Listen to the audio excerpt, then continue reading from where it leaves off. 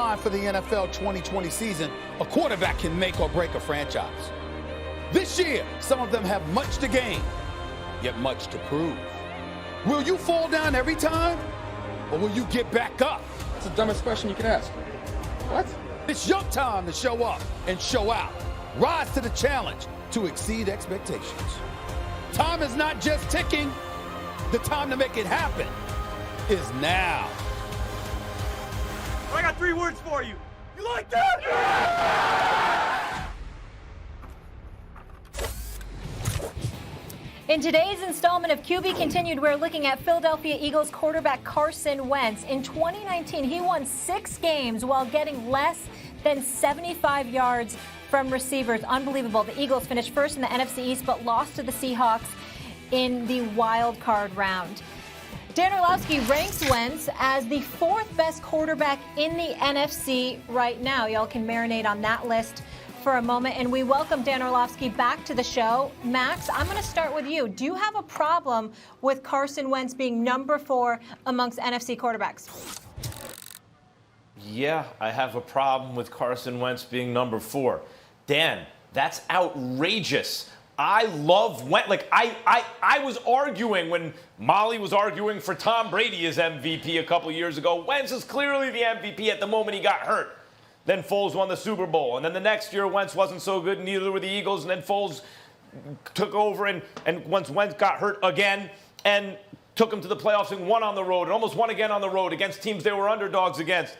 And then, you know, when Carson Wentz finally has his chance to have the team to himself, and yes, guys were dropping passes, and that was the fact of the matter.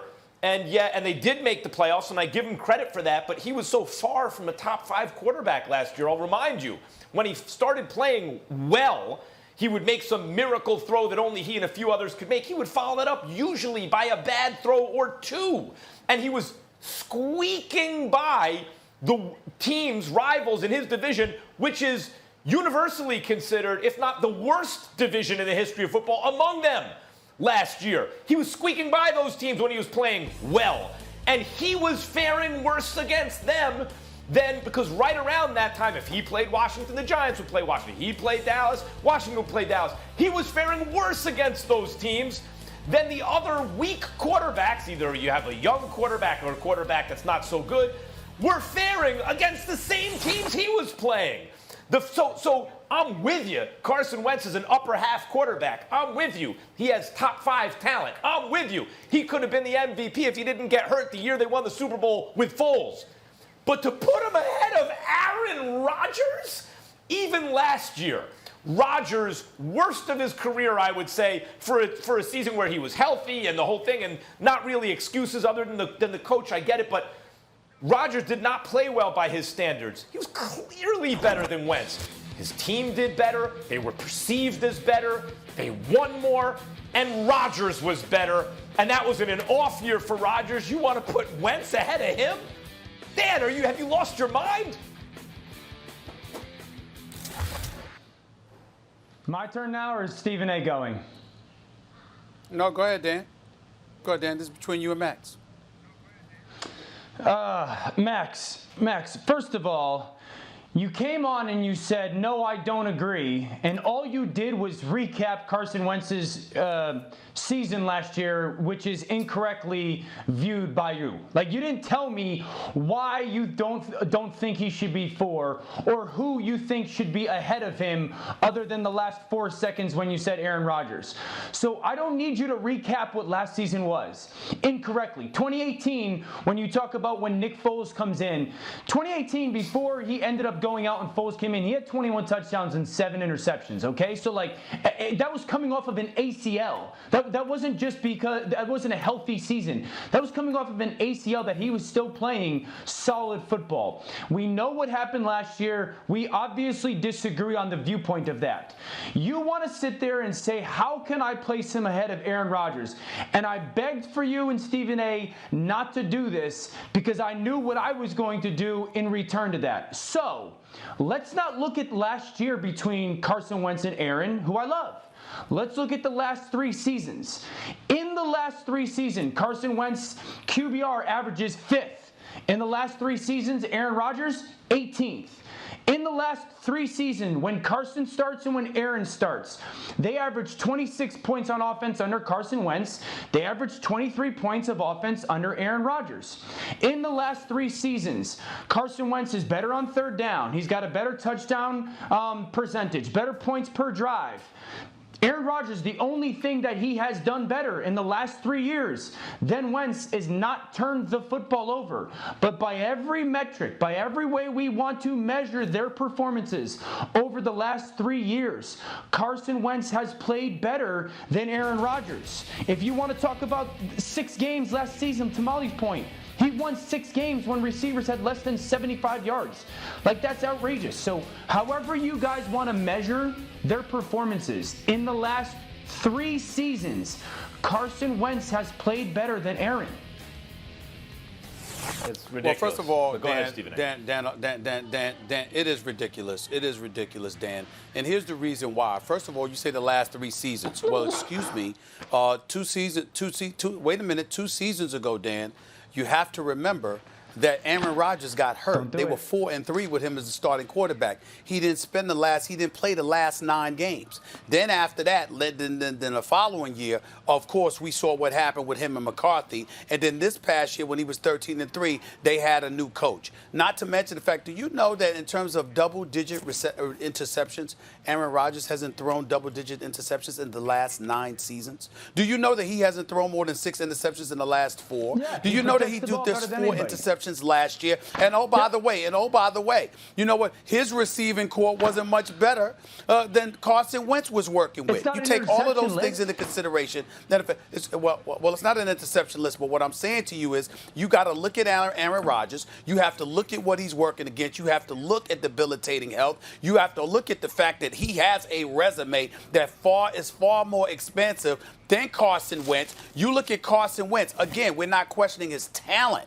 But in terms of his level of productivity, albeit due to injury, Carson Wentz, there's a lot of question marks as to what he can do or what he will do because it hasn't happened yet. We project because we look at his skills and we say, hey, but I've never heard anybody other than you say that Carson Wentz is better than that bad man that is Aaron Rodgers. I've never heard that before. The brother's skilled, he can play. Carson Wentz but doesn't even believe better that. than Aaron Rodgers? Come on now. These aren't projections. These aren't projections. These aren't projections. I literally just gave you production. More points per game when they start. Better QBR. Better on third down. More points per drive when you lead your team. Like, these aren't projections. These are literal productions between the 2 players. Wait, you also have to take into account who you're going against, how many opportunities they give you. Yeah, exactly. All of that comes into play. Go ahead, Max. Chicago and Minnesota versus New York and Washington. Will you stop that? Every year, the Green Bay Packers are correctly among the odds-on favorites because of Aaron Rodgers. He had a brand new coach last year. Wentz has had his whole career basically with one coach.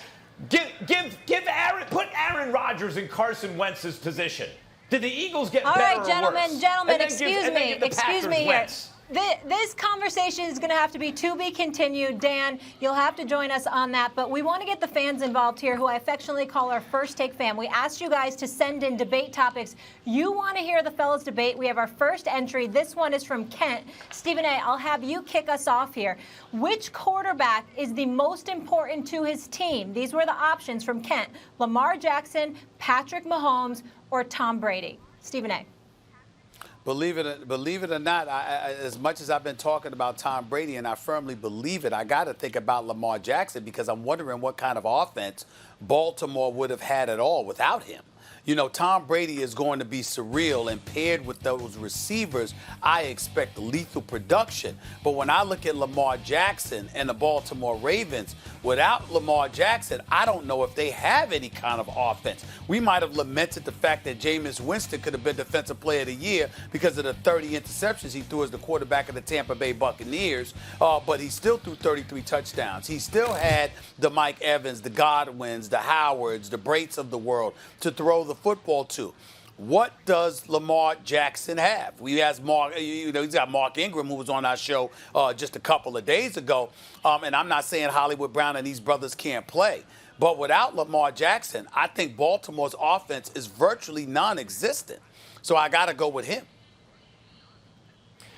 That's a great argument, but I think Patrick Mahomes' kind of extraordinary, extraterrestrial ability even surpasses that, Stephen A. I know what you mean. Lamar Jackson's so integral to what they do offensively. Without him, like, who could even replace him in that style offense? But that offense is built around him. ESPN Stats and Info tweeted out the following. While you were talking, I found it during the Super Bowl. With the 49ers now leading the Chiefs by 10, Mahomes is 4-0 when trailing by double digits this season, including 2-0 in the playoffs. No starting quarterback has led 3 double-digit comebacks in a single postseason. They tweeted that out in the fourth quarter of the Super Bowl. And like clockwork, Patrick Mahomes did it again.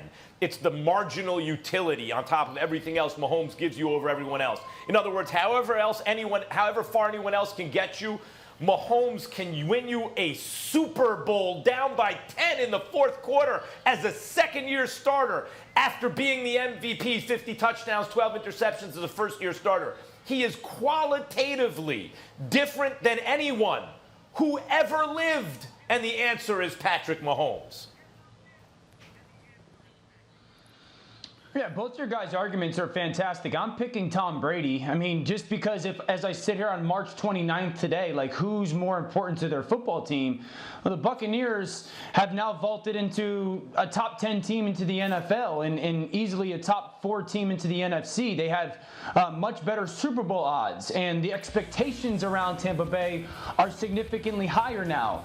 I also don't know who their backup quarterback is. If Tom Brady wasn't there today, we know that Bruce Arians and Jason Light had plans to go get Phillip Rivers or Teddy Bridgewater, and we would all sit there and say that we think the team is in a better situation than it was 3 months ago. I don't know if Ryan Griffin is assigned to be their backup quarterback, but without Tom Brady, this team doesn't have a quarterback right now. That's just the reality. To Max's point and to Stephen A's point, those guys are remarkable, but we saw Matt Moore go 1-1 for Kansas City last year. No, they're not winning, even coming close to winning the Super Bowl without Patrick Mahomes. But we saw Matt Moore have some success guiding that offense to giving them a chance. And to Baltimore, Baltimore's got one of the best offensive lines in football, a top 5 defense, 3 tight ends before the Hayden Hurst trade, 3 tight ends which were the only unit in the NFL like them. And RG3 could go operate that offense, certainly, and both those guys are still with those football teams. And so I look at Tampa Bay going, man, Tom Brady is irreplaceable to them as we stand there today. To watch, if you really want to watch some great video breakdown, watch Dan break down the 3 tight end set that Baltimore runs for Lamar Jackson. But Dan, you say 1-1, without Mahomes. That's basically what Tampa was last year. 7-9 is practically a 1-to-1 ratio. It's 1 game different. So they also were like 1-1 without Tom Brady. And then look at Baltimore's running attack, number 1 running attack in football because of Lamar Jackson. Lamar's different. Again, I'll fight you guys on a lot of stuff and debate, but like Patrick Mahomes, and you guys know how I feel about him, and I was raving on Lamar all last year.